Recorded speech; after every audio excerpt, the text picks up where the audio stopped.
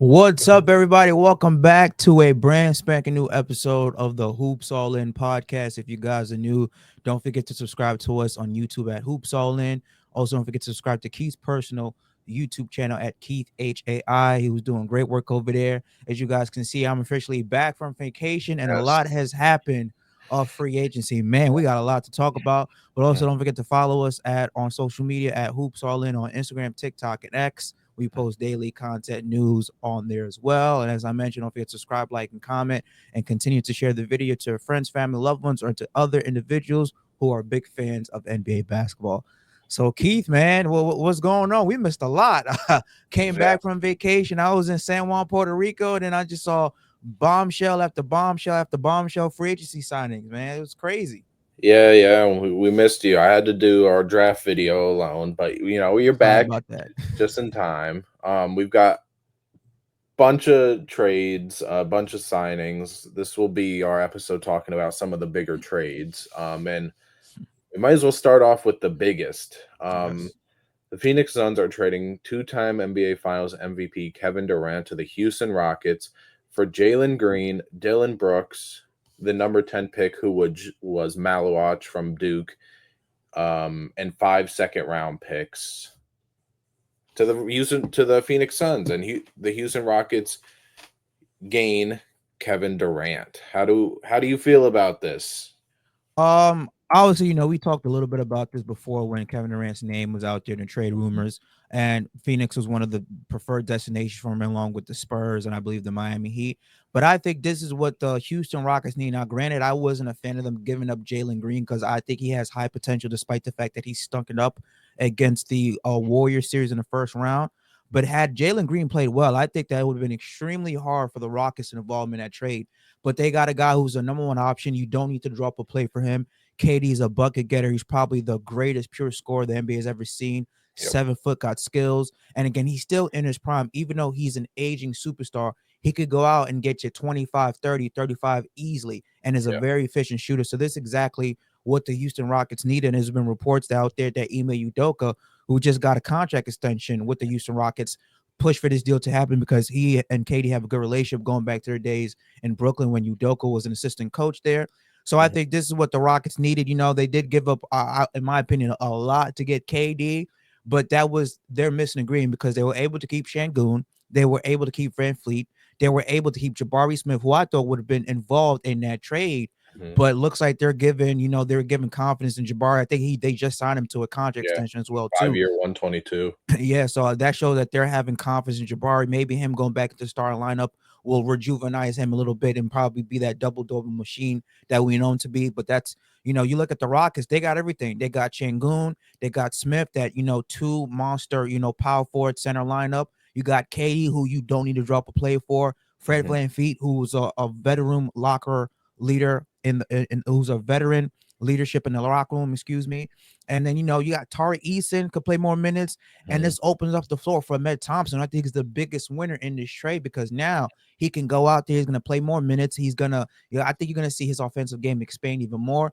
And he's Mhm. going to be a legit two-way player, a lockdown defender. So I think this is exactly what, the Rockets needed. I thought they gave up a little bit too much for KD, but when you look at their window right now, they have a mix of young talent and veteran talent. They're going for a long, especially too. They were the number top 2 seed in the Western Conference last year. Had they had a guy that Mhm. it was a number one option, they probably would have beat the Warriors and they probably would have been playing in the Western Conference Finals. But the Rockets made this move, and I think overall, both teams, even the Phoenix Suns, I think this was a win for both teams. Obviously, we're going to talk about the trade got expanded 17, but with just between the Suns and the Rockets, I thought this was a win-win. Suns get to not, I wouldn't say restart, but reset. Because Jalen Green is a good young player. He's on a good contract. You got Dylan Brooks, who's again a pesky defender. We know how annoying as hell as he is. And they got a Mhm. lot of first round draft picks for KD and a lot of second round draft picks. And we're going to talk about other acquisitions that the Phoenix Suns made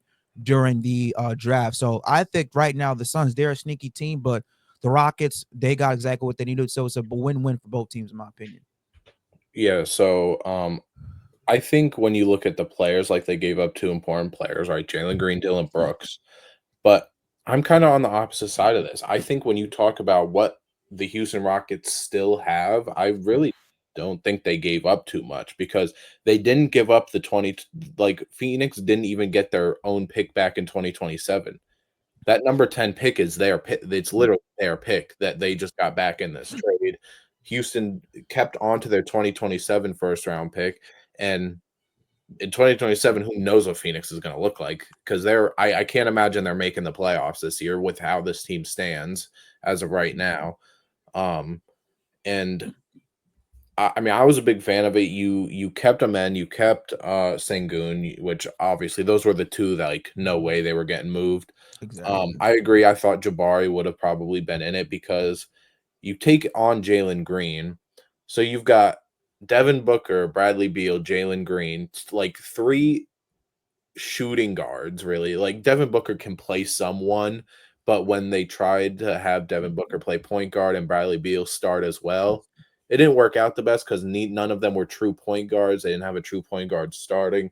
That's why this past year they brought in Tyus Jones, Monte Morris, so they could have guards, and they pushed Beal to the bench. But um, I guess it looks like Beal potentially could be moving on and agree to a trade to like Miami or something like that. If they buy him out, but because if you keep Bradley Beal, Jalen Green, Devin Booker, those are like three of the same player. Like none of them are. I mean, Devin Booker proved that he's not a liability on defense by any means. I would say Devin Booker's an average defender. He showed that in Team USA. He's gotten better over the course of his career, but these guys are three guys who like to create their own shot and aren't really creators for the team, I would say. So it's kind Mhm. of a lot of overlapping talent. Dylan Brooks, I mean, is just a good player in general, but when you have Amen Thompson, you have Tari Eason, you have Jabari, that Dylan Brooks was expandable. And I don't mind. I really don't hate at all what Houston had to give up. Um, but yeah, I think because you're going to look at a starting lineup of Fred VanVleet, who they brought back on a friendlier contract than what he was on before. So it's Fred VanVleet, Men Thompson, Durant, Jabari, and Sengun. That's like, first of all, that's a massive lineup. That And we is. know that Houston loves to play those massive lineup, double center, Jabari at the three. Like we saw that last year. We saw that in the playoffs versus Golden State. So I think that's perfectly what they want. Oh, actually, so the entire trade, Shams just posted the entire Kevin Durant trade. Mm-hmm. So Phoenix gets Jalen Green, Dylan Brooks, Malawach, who was the 10th pick, Rasheer Fleming, who was the 31st pick, Kobe Brea, Daquan Plowden, and a second. Those last four players are all rookies. Houston gets Kevin Durant and Clint Capella, another Sign, center we were just talking about. yeah, through sign and trade. Yep. Brooklyn gets 2 second-round picks. Golden State gets, I believe these are 2 second-round rookies, Alex Tuhey and Jemai Mashik. Atlanta gets a second-round swap, David Roddy and Cash. The Lakers get Adu Thero, another rookie. Minnesota gets Rocco Zakarski, another rookie, and 2 seconds in cash. It is the Mm-hmm. first ever 7-team trade. Yeah, and that. Literally just got posted 20 seconds ago. Yeah, So and I'm just gonna just share the screen so everybody could kind of see because it's very very beefy. So yeah, yeah, that's the whole breakdown. yeah, It was a lot. This is the biggest trade in NBA history with so many teams. So we never seen anything like that. But mhm, yeah, I mean, like I said, and for people who wondering, oh, if they agree on a trade, how can they add to it? Because there's a moratorium period where nothing is official yeah. until after I believe the 4th of July or today or No, tomorrow. 6 So p.m. today. 6 p.m. So everything is just handshake agreements. That's it. So yeah, as you just read, that's the expanded upon trade. But yeah, Yep. you kind of touched up on it too with the Phoenix Suns because who's their point guard? They have no point guard, and Yeah. they legit have 4 or 5 guys who play the exact same position in shooting guard. Mhm. We don't know what they're gonna do with Bradley Beal. There's been rumors about them trying to trade him away or buy him out. So if he goes away, that opens up a spot. But you just got Dylan Brooks, you just got Jalen Green, you also got Royce O'Neal, you got Grayson Allen, you got Cody Martin. You got I just named off 6, 7 guys who play the exact same position. They have no point guard, and Devin Booker is not a true traditional point guard. The type of guy who could bring up the ball up the court and set and get the offense going. Now there's been reports about possibly them trying to get. Sorry about that. Them trying to get maybe like Chris Paul, because he wants to play closer to home. So I Hmm. think Chris Paul reunion on a 1 year deal would be good for the Phoenix Suns. So to get some type point guard, even though Paul is like 40 some years old, he can Hmm. still give you 6, 8 assists a night. But they have no point guard. Yeah. So they're literally jam locked at that shooting guard position. But yeah, just looking at like you said, the whole trade breakdown. Hmm. Um, I'm just looking at it right here again. I like when you mentioned it. Okay, Suns, they did get a lot too, and we're gonna talk about the Phoenix Suns. I just want to talk about them a little bit. I know we're gonna get into this with whole free agency, but they also did two big trades, Hmm. getting Mark Williams from the Charlotte Hornets, and they also drafted that Malwatch kid from Kentucky. So Yeah. they're also very Duke, very Duke, deep. Duke, Duke. I'm sorry, from Duke. Excuse me, Hmm. from Duke. So they're also very very deep at the center position. But yeah, I mean, listen, I think this was a winner for all teams, especially all 7 teams included. Obviously Phoenix, they get the best player. Suns, they got a lot of draft capital and assets and young players for a guy that just couldn't fit on their team anymore. But I think it was a winner for everybody, all parties involved. Yeah. Yeah. I mean, again, I think a lot of a lot of people's opinion changed on this once they did select Malawach, because Malawach, it's what they need. They need another big center. Granted, they got Mark Williams, I think literally like 20 minutes after they drafted Malawach. Mm-hmm. So they've got, again, we'll talk about them in another episode, but um they took Nick Richards from the Hornets last year, and Yeah. then they just took their other center this year. Mark Williams and Malawach are both Dookies, so maybe some connection there. Obviously, they didn't play together or anything, but they went very fast from having no front court depth to now they've got three centers who can play. I really hope if they are keeping Nick Richards and Mark Williams that Malawach gets minutes, because I think that's a kind of player that needs to get himself adjusted, and Yeah. it's not like a guard where you can just kind of have him sit and you have him watch and see how other players play. Malawach is a very he's a traditional center. He's not like a skilled big or anything. He's your lob catching, shot blocking type of center, and I think that's a guy that really needs to get acclimated with his guards, whether it's Devin Booker, Jalen Green, or if they do bring in another point guard. Or anything like that. That's a player that really needs to get. I'm not saying he's got to play 25 minutes, but you got to give him 12, 15 minutes a night to just get him going. And hopefully Mark Williams doesn't go through too many injury things, but it's very like him that he has been. So having three centers isn't really the worst when you look at who they are. Yeah, and I think that again, maybe they selected Malwatch as kind of as an insurance policy for Mark Mhm. Williams, because we know the reason why he fell to physical in that proposed trade to Lakers was that there was so many issues with his back and possibly his knee. So that was kind of an insurance policy, and that goes back to the point of the Suns needing to find a point guard, because if you want this kid Malwatch to play decent minutes, you're gonna have somebody to for him to be a lob threat, to throw him the ball, for him to get those minutes, to get acclimated with the NBA speed. Because I think that he's going to be a gem in the NBA. You don't see, traditional big man centers like that, who's a back to the basket type of guy, hook shot, block shots, can run the court, has a very good motor. So I think him having a true traditional point guard will help develop his game, especially in his rookie year. Yeah, 100%. Mhm. All right. So we saw some other trades go down as well. The Boston Celtics are trading Drew Holiday to the Portland Trailblazers for Anthony Simons and 2 second-round picks. Um, Anthony Simons last year averaged 19 points, 5 assists, 36% from three, 42% from the field in 70 games. He is a very much a Celtic like player. He's averaged last year, he averaged 9 3 pointers attempted. This Mhm. year he averaged 8. He's averaged over 8 almost for 4 years in a row. He's a very much of a Celtic player, but this was obviously to shed money as the Celtics were in the second apron. Um, Mhm. it is rumored that the Celtics might try and move away from him. But the I mean Anthony Simons and Drew Holiday is pissed he's going back to Portland, which Yeah. I wouldn't be very happy either. Yeah. But how do we feel about this trade? Well, we knew this trade was expected considering, the Phoenix Suns were in not the Phoenix Suns community. We knew that this trade was expected considering that the Boston Celtics were going to pay an extremely high secondary pay luxury tax. I believe the bill was going to be like $520 million, something like Yeah, that. And getting traded away, Drew Holiday and Kristaps Porzingis saved them half of that. They saved them $250 million in the luxury tax. Now, there's been reports and rumors of them possibly trying to trade away Derek White, and they let go somebody else too. I believe Sam, Cornette. yeah, how Cornette. But listen, it was bound to happen.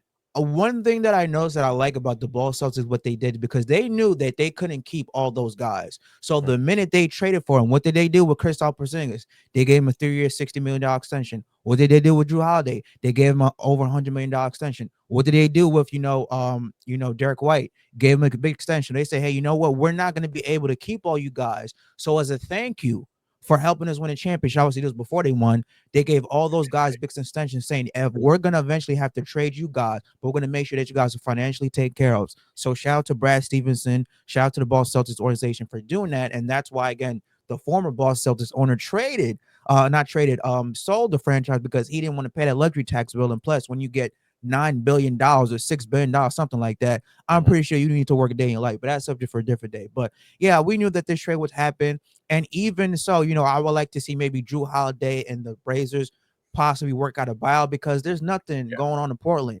He's an aging guard. He's what, 35, 34, 35 years old. I believe he wants to play for another contender. And if he doesn't play for another contender, he's already a first ballot Hall of Famer with two, NBA rings and an Olympic gold medal, along with, multiple time All-Star. So I think his career is all set and done. But yeah, I think I would like to see Drew Holiday play on a contender. mhm. Maybe a team that needs his services. Maybe, hey, maybe the Lakers come knocking if they was able to, reach a buyout, or maybe he could go back to the Milwaukee Bucks because they don't have a point guard. We're gonna get into that a little bit later. Maybe go back home. So yeah, but I understand it. That's just the unfortunate business of the NBA. Teams are just gonna want to save money because that second April luxury tax is just so punitive. It's it's Mhm. it's deadly. So we saw this was coming, but for them getting Anthony Simons, who is younger, who is more a little bit more athletic. That's what the Boston should be going towards, younger and cheaper. But we'll see if he's on the team after next Yeah, year. But yeah, I thought it was a good trade for both parties. Again, not happy for Holiday going back to a purgatory situation, but we knew the Celtics were unfortunately going to have to do this because they don't want to pay 500+ million in luxury tax, especially with Jason Tatum, your best player, not playing all next year due to a torn Achilles. So yeah, next year is a bit of a reset year for the Celtics because they're not going to have the best player. You already lost two guys who were keys in winning the 2024 championship. yeah. So we knew that this was going to come. It's unfortunate, it sucks, but it is that's the nature of the NBA, the business of the NBA. Yeah, I mean, I'd like if they would have kept Anthony, if they would keep Anthony Simons, but I don't know if they're going to have a choice because Mhm, they, after trading Drew and Porzingis, which we'll get to in a minute, after they made a couple like bottom of the bench free agency signings, they're back in the second apron as of right now. So, mhm. which Yeah. they have to get out of. So, but anyways, another trade. Boston Celtics. This is a three-team deal: Boston Celtics, Atlanta Hawks, and Brooklyn Nets. Kristaps Porzingis and a second rounder to the Hawks.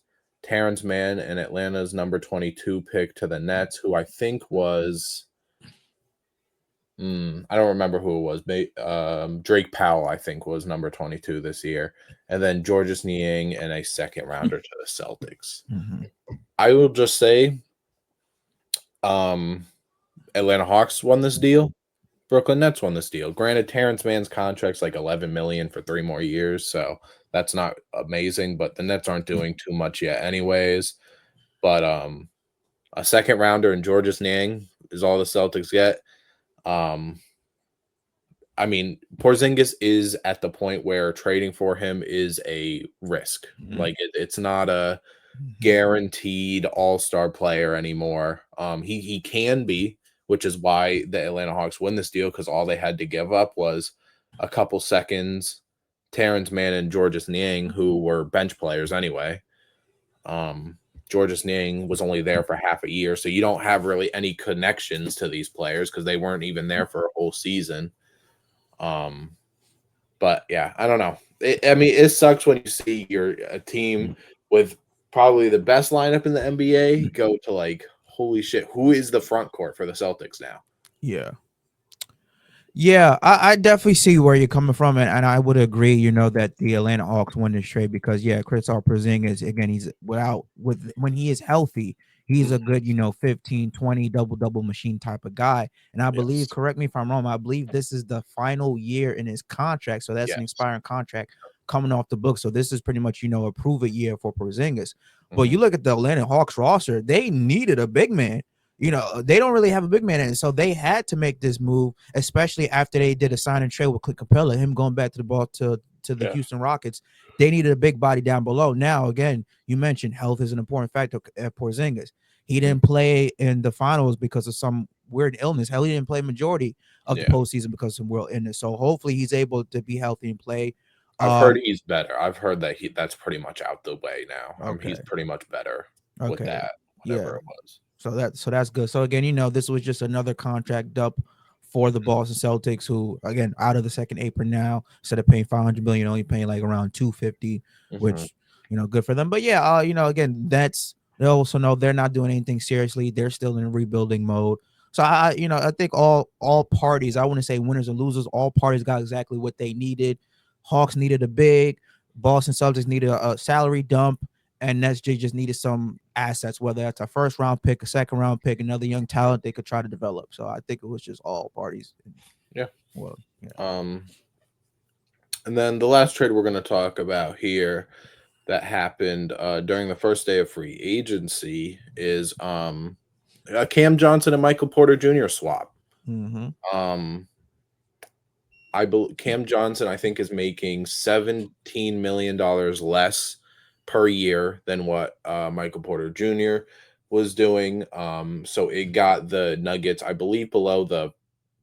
I think it was they were below the first apron after that, which unlocked some money for them, which we saw that where they were able to bring back Bruce Brown. They were able to bring in Jonas Valanciunas, who might be leaving the NBA as soon as he signed to Denver, which sucks. And Mm-hmm. then um, Tim Hardaway Jr. on a 1 year deal as well. So the Nuggets went very quickly from having no depth to now they got three bench players who played real minutes last year and can Yeah. contribute.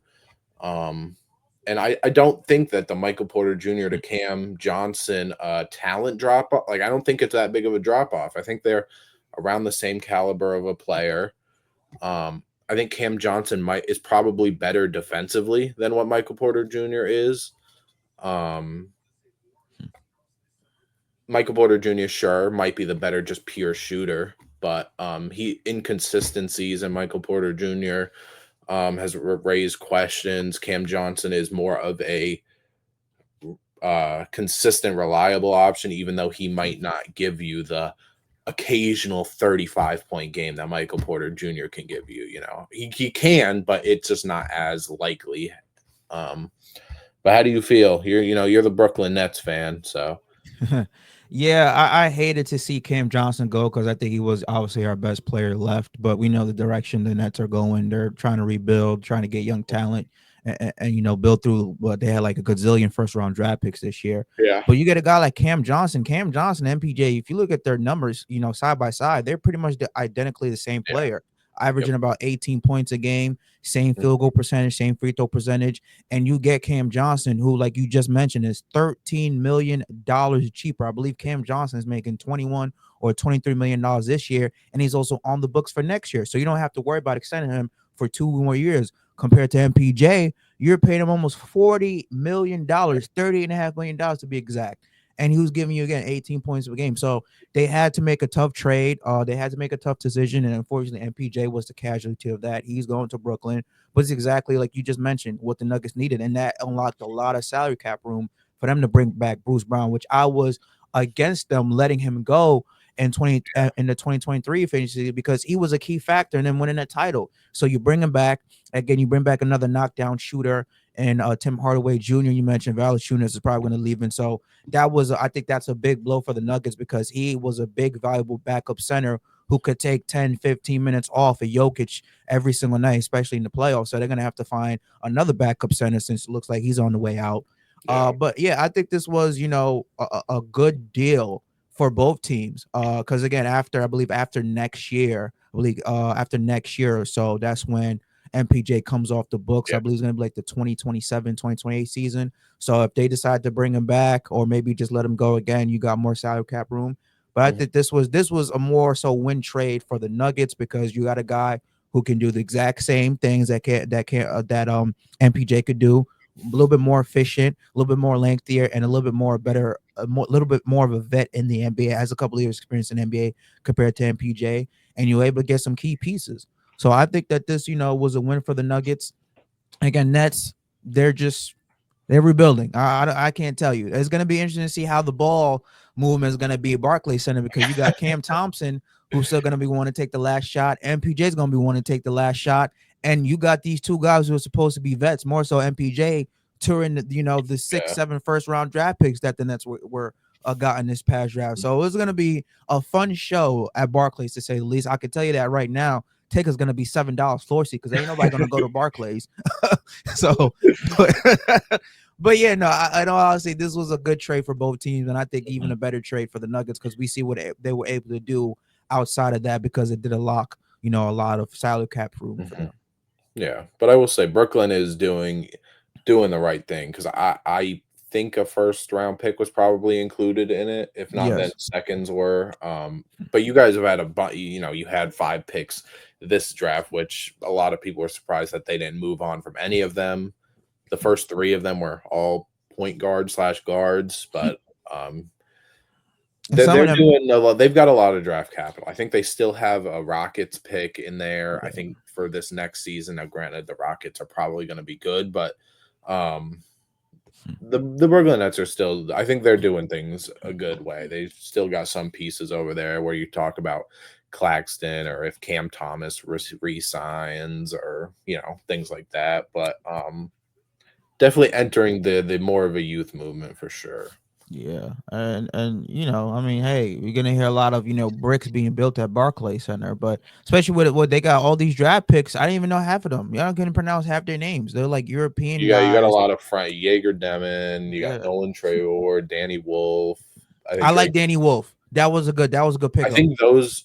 I think the only ones you guys have signed so far, you've signed Jaeger Demon, who was like the 8th pick, so you should have. Danny Wolf and then Ben Seraph, I think, are the only ones signed. You haven't signed Nolan Trayor because he Mm, hasn't. He's a French player, so he has some waivers to clear. I think I saw, and then Drake Powell. I think they're just waiting on, okay. who's more of a wing type player. Um, but yeah, I mean, you definitely got some things to look forward to. But Yeah. all right, Yeah. Can't wait. Can't wait. All right. we're good. Well, that is it, guys, for this episode of Hoops All In. Thank you again for tuning in. Don't forget to follow us on our social media platforms at Hoops All In on Instagram, TikTok, and X. Also, don't forget to subscribe to the Hoops All In YouTube channel and subscribe to Keith's personal YouTube channel at Keith HAI. And I guess you can subscribe to my own personal YouTube Yep, channel, even do though, it. You always shout out mine, shout out your own. yeah, appreciate that. Even though I don't really talk basketball, I talk other stuff that is not suitable for this True. channel. But yeah, no, shout out to Keith again. He does good work over there. So Keith HAI. And again, don't forget to subscribe, like, and share this video out to friends, family, loved ones, or individuals. And thank you guys for tuning to another episode of Hoops All In. We'll catch you guys next time. Stay safe. God bless. Peace.